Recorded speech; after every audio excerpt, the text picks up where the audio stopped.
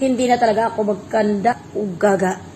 Dahil sa dami ninyo, ano kaya ang aking gagawin para kayo ay aking mapansin? Ma-replyan. Oh my God, ang dami ko ng utang sa inyo mga lords. Nahihiya naman ako kung ganoon. Nahihiya ako sa iyo.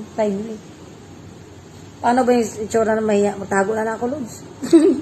Digil na natin to.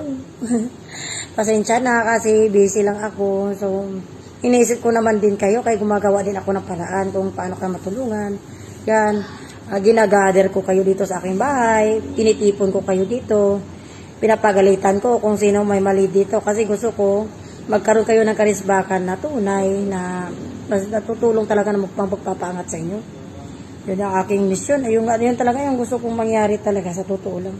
Gusto ko makita kayo na nag-give and take. Ganyan.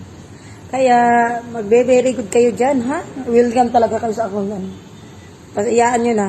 Kasi, lalago din kayo. Ganyan lang naman yan sa permero. Kaya ako ganyan din. Dumaan din ako ganyan sa ganyang proseso.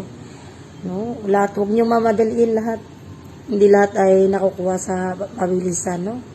O hindi naman ito karera, mga lodi. Hindi karera ang pagre-reels. Gawin nyo lang siyang libangan, no? Libangan at the same time kumikita kayo. Thank you.